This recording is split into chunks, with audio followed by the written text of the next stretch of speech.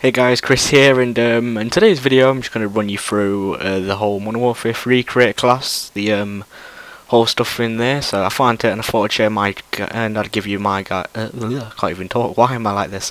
I think I'd give you my guys' 2 cents of how I feel about everything. So yeah, without further ado, let's start. So the first, we have our primary weapons. We have assault rifles, some machine guns, light machine guns, sniper rifles, shotguns, and the riot shield. Pretty basic stuff, apart from the shotguns have returned to the primary weapon class now instead of the secondary as they were in Modern Warfare 2. I think this is pretty good, but at the same time, like running around with an intervention and then whipping out a Spaz 12 for close quarters combat. So yeah. And then on the assault rifles, I believe we have the assault rifles. We have the M4A1, the M16A4, the SCAR L, the CM901, the Type 95, the G3GC. No, G36C, I believe it is, the ACR-6B, the MK14, the AK-47, and the F8D. Pretty usual guns. Some of them are making a return from the whole some of them have been around since COD 4, some of them have been around since Modern Warfare 2. I like the fact that the AK is going to be around, and now we have the proficiency, which is like the perks for the actual weapons. So first off, we have Kick, which is reduced recoil and stuff like that. That's going to be pretty good for when you fire a gun and you don't have any recoil. Impact, which basically is an FAJ or whatever.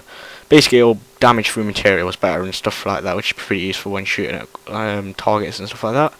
The attachments, now that's pretty basic. You can have 2 attachments added to a weapon. I think that's pretty cool. You have to sacrifice a perk for that.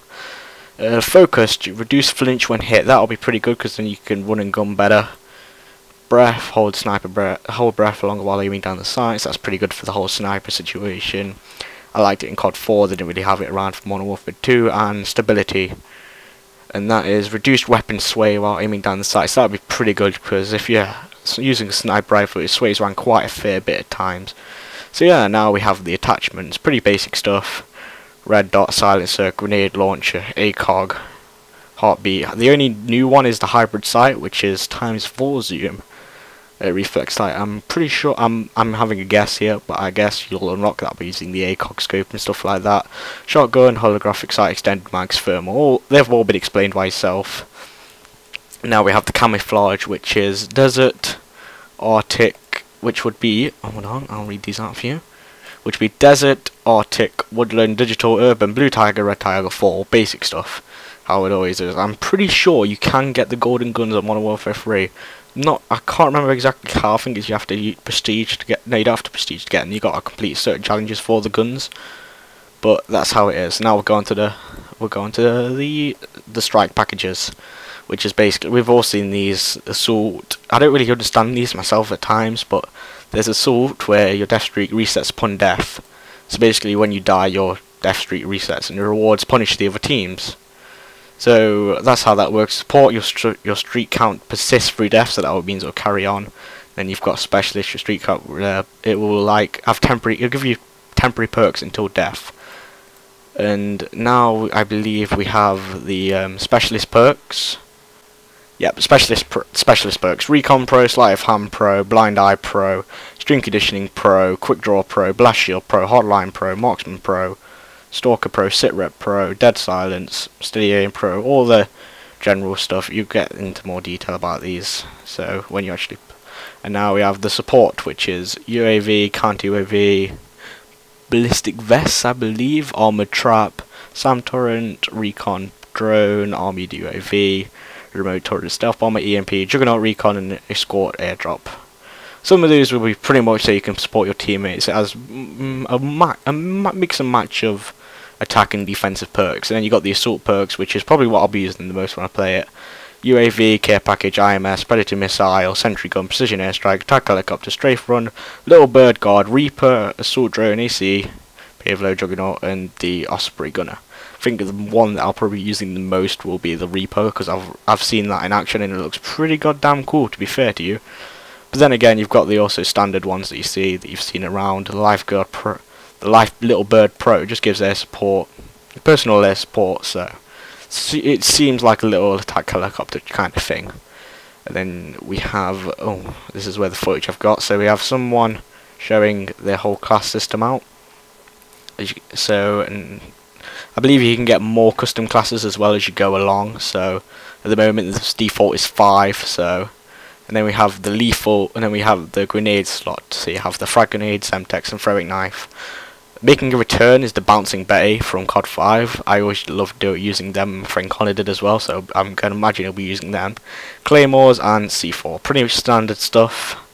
Now we have the tactical grenades, all the stuff that takes up your grenade slot. We have flash grenades, concussion grenades, scrambler, EMP grenade, which is new. It destroys enemy equipment and electronics, so it acts as a mini EMP even. Smoke grenade, pretty obvious. Trophy system, I believe that is the sentry gun that you've seen on multiplayer sometimes, which pretty much locks around, you can control yourself. That's going to be pretty cool. Tactical insertion at a high level. I think this is better now because it avoids people boosting only, so no level boosting. And a portable radar. I'm unsure what this does, but I assume it'd be a little UAV that gives you, and it is unlocked at level 77, so I'm presuming the levels will go up to 80, and if they do, that'll be pretty sweet. So moving on to the perks, we have sleight of hand. Pretty self-explanatory, except for now it swaps weapons faster. So that's when you double wide, doesn't give you a zoom in faster. We have recon, which explosive damage paints on target on the maps, but bullet damage is also painted on the map. So that means when someone shoots at you, you'll be able to, and you take damage from it, you'll be able to find it really quickly. Blind eye and detectable by swords and sentry, pretty much like cold-blooded.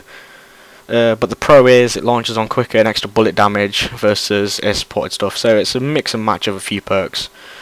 We're going to be going back to Recon Pro for some reason.